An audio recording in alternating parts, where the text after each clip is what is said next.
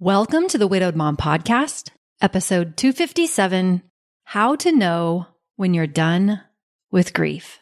If you've ever wondered how to know when you're done with grief, I promise you aren't alone. And in this episode, I'm going to tell you exactly how to know when you're done with grief so you can stop worrying about it for good. Welcome to the Widowed Mom Podcast, the only podcast that offers a proven process to help you work through your grief, to grow, evolve, and create a future you can truly look forward to. Here's your host, Master Certified Life Coach, Grief Expert, Widow, and Mom, Krista St-Germain. Hey there, welcome to another episode of the podcast.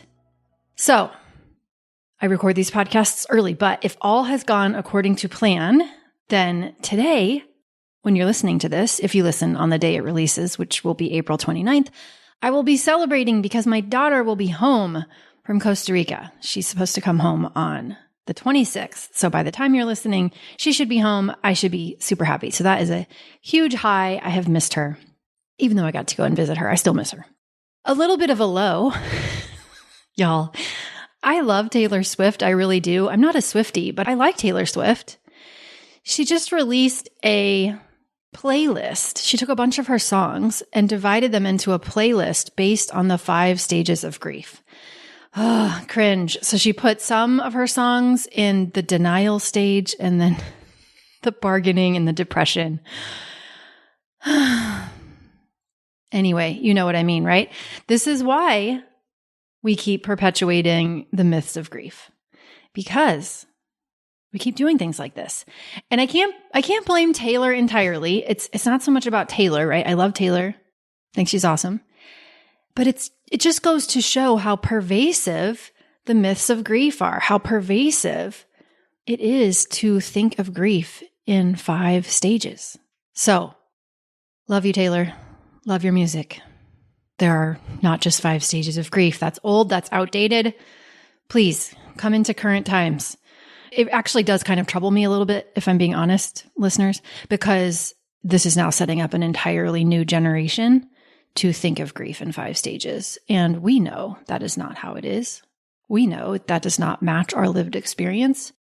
And now, the recording artist with probably the biggest reach in the history of ever has just set up an entirely new generation of listeners to think of grief in 5 stages. Any hoozle. Steps off soapbox.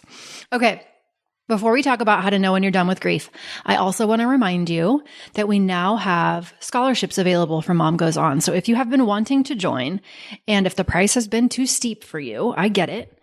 And we have scholarships available. Now, those scholarships are primarily designed to serve folks who are members of marginalized communities, right? Folks who would want to join, but otherwise find it out of reach and are typically excluded from settings such as this.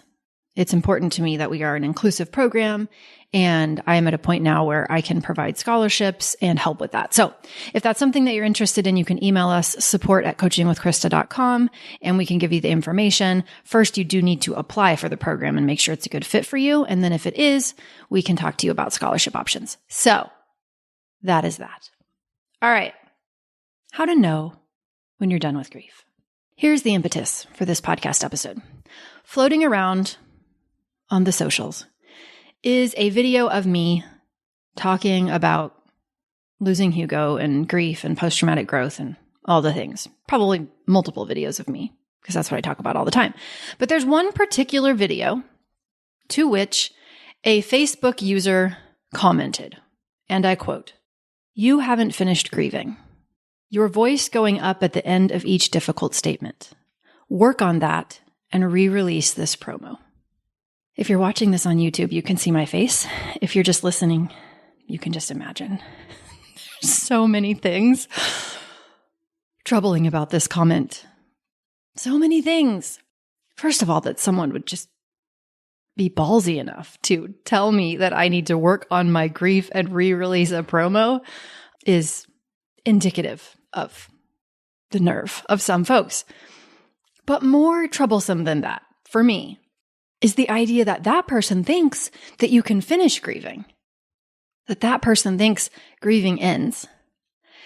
And so I am here to say, once and for all, it doesn't. Stop asking yourself how to know if you're done with grief, because you're never done with grief. Grief is not something that ends, right? You know how long you'll be grieving? For as long as they're dead. And I don't mean that to be a downer. I mean that to set you up for success. They're going to be dead forever, which means you will grieve the loss forever. Remember, grief is just the natural response to a perceived loss. Unless they somehow re-alive themselves, which I don't think is happening, or unless somehow you no longer perceive their death as a loss, you're always going to have a response to it. You are always going to have thoughts and feelings about their loss. So this means grief doesn't end, and that's not a bad thing.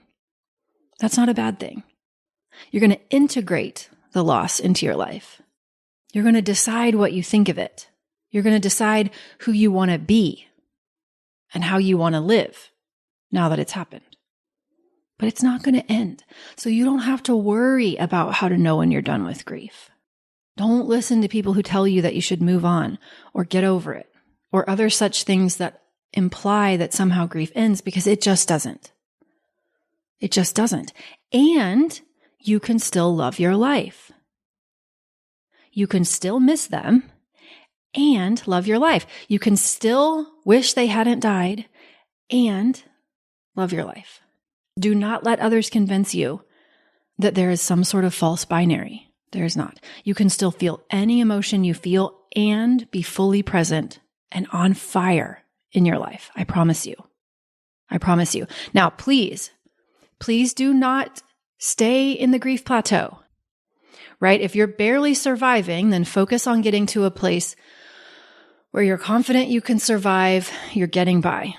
Once you are there, don't stop. That's what I love helping people with, by the way. I love helping women who are definitely surviving, but they just don't feel like they're back to loving life yet. They're not thriving. They have not created post-traumatic growth. Right? So don't stop there. Whether you work with me or whatever, don't stop there, right? You can still create post-traumatic growth. You can still love your life again. You do not have to be grateful that they died. You do not have to be happy that they died. You can still miss them, and you can still love your life. Okay? It's really important to me that you hear that, so that when people say stupid things like that person said to me, you haven't finished grieving, your response is, they just don't get it. They just don't know. We love them. We love them.